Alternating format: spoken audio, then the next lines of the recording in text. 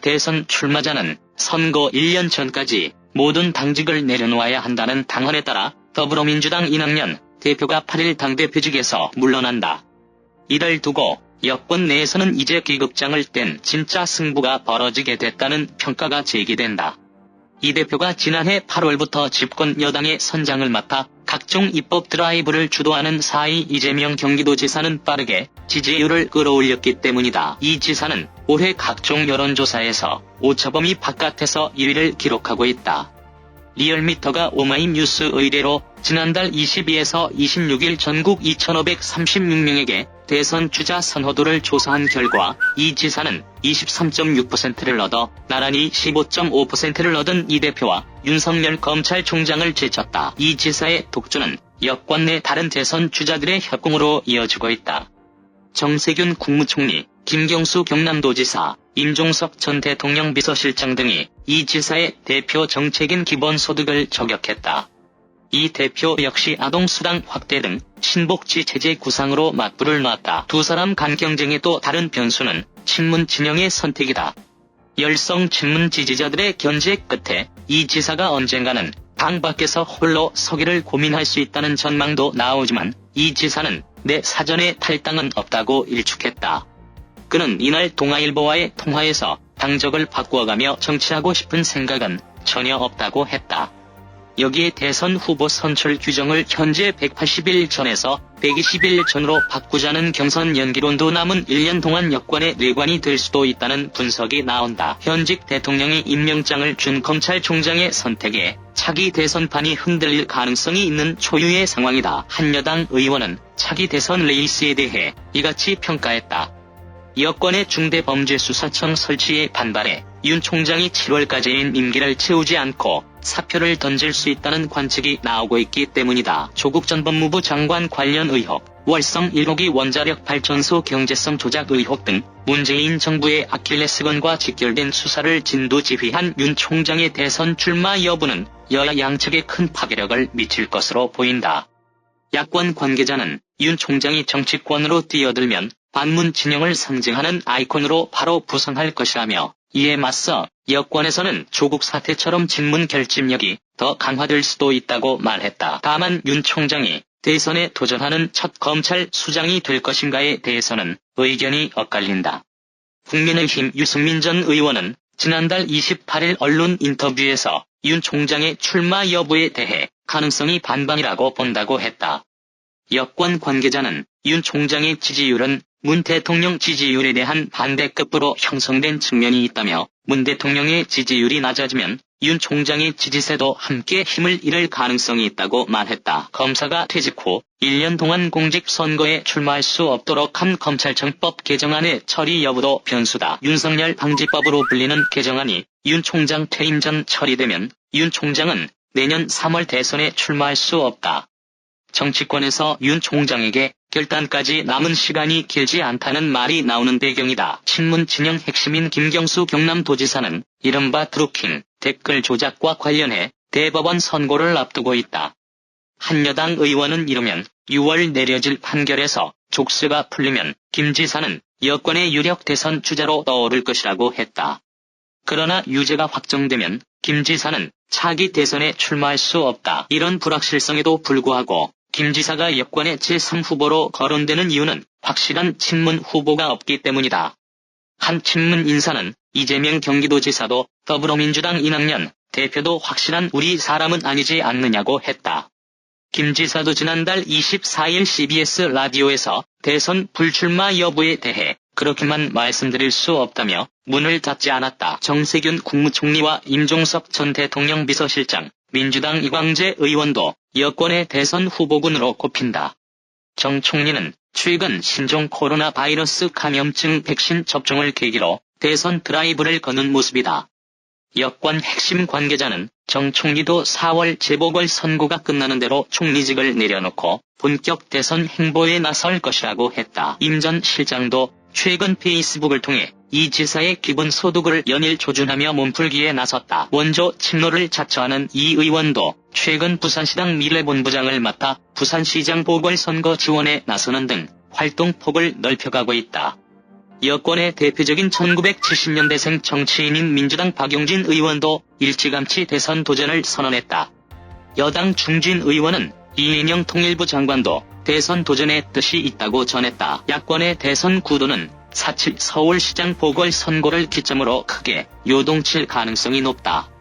야권 단일 후보가 본선에서 패할 경우 또는 국민의힘이 후보조차 못 낼 경우 모두 국민의힘을 중심으로 한 야권이 현 체제 그대로 존속할지 의구심을 가지는 사람이 많기 때문이다. 각종 여론조사의 대선 주자 지지율만 보면 도토리 키재기 상태. 지난 대선에서 문재인 대통령과 맞붙었던 홍준표 의원과 안철수 후보가 그나마 5%를 넘나들며 야권의 선두를 형성하고 있고, 국민의힘 유승민 전 의원과 나경원 오세훈 서울시장 예비후보, 원희룡 제주지사 등은 모두 1에서 3%대 지지율에 불과하다. 실질적 대선 주자 부재가 이어지면서 야권은 항상 외부에 눈을 돌리며 윤석열 검찰총장 대망론, 최재형 감사원장 대망론을 거론하는 처지가 된 것. 하지만 야권은 이번 서울시장 보선을 연패의 사슬을 끊을 수 있는 터닝포인트이자 대선 승리의 교두보로 보고 있다. 국민의힘 후보가 서울시장 선거에서 승리한 뒤 그 동력으로 국민의당과 제3지대 세력을 모두 인수합병해 대선을 치르는 게 국민의힘으로선 최상의 시나리오다. 국민의힘 핵심 관계자는 당내 주자뿐 아니라 안 후보, 윤 총장 등 모두 들어와 경쟁을 벌이면 승리 가능성을 높일 수 있다고 내다봤다. 하지만 국민의힘 붕괴 또는 야권의 대대적 개편이 예상되는 경우의 수는 더 많다. 안 후보가 단일 후보로 서울시장 선거에서 승리하면 안 후보가 국민의힘을 흡수해 대선 전국에서 주요 역할을 맡을 가능성이 커지고, 누가 됐건 민주당에 패한다면 야권 전체가 정계 개편에 소용돌이 휩싸일 가능성이 높아진다. 야권 관계자는 윤석열 신당 등으로 갈기갈기 찢어지는 악몽이 재현될 수도 있다고 말했다. 민주당은 후보가 확정됨에 따라 곧장 총력 지원 체제로 돌입한다. 민주당 관계자는 수도 서울의 선거가 내년 대선의 전초전인 만큼 당의 명운이 달린 승부라며 대선 캠프 수준으로 공식 캠프를 꾸리고 총력 지원에 나설 것이라고 말했다. 당장 문재인 정부 출신의 전직 장관 등이 캠프에 합류할 것으로 보인다.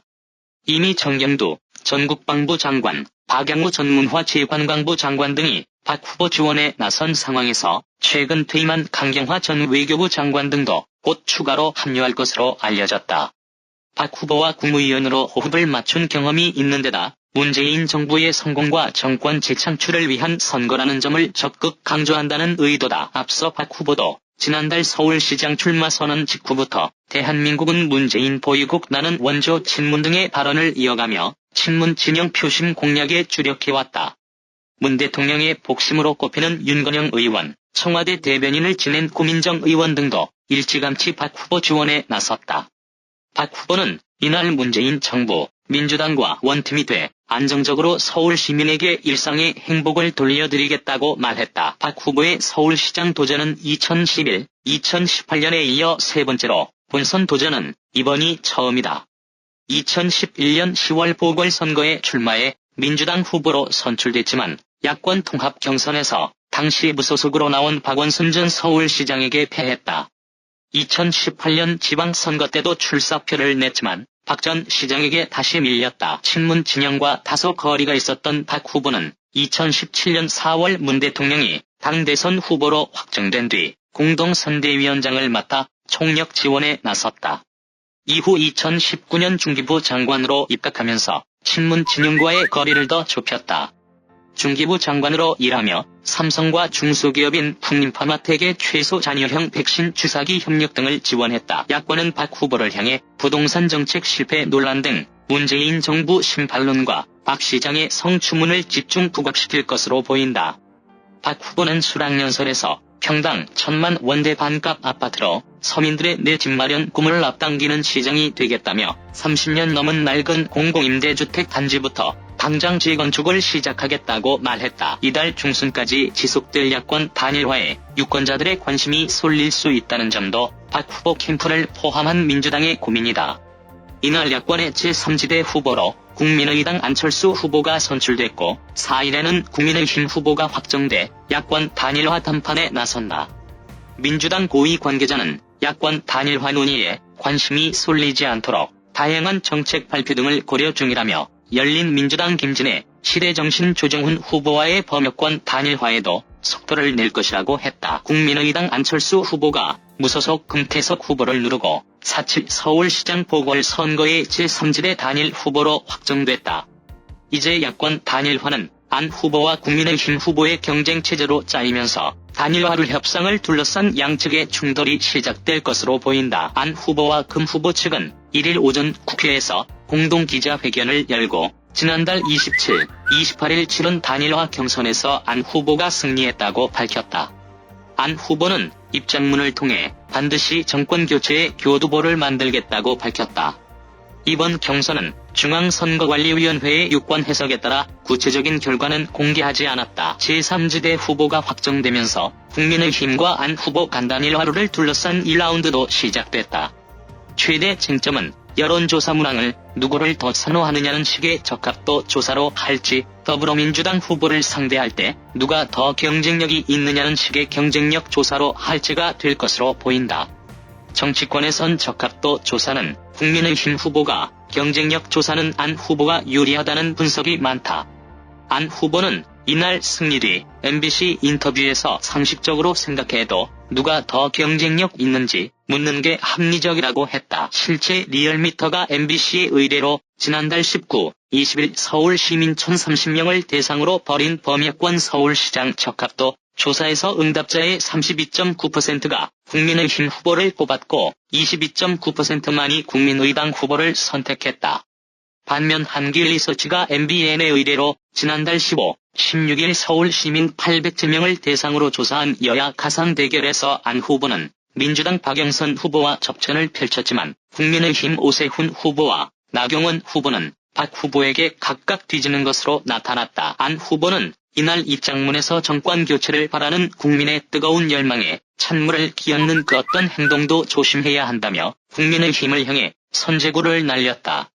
국민의힘 김종인 비대위원장은 이날 언론 인터뷰에서 안 후보가 단일 후보가 되고 안대골을 떠나 2번 후보로 나오지 않으면 선거운동을 해줄 수가 없다고 선을 그었다.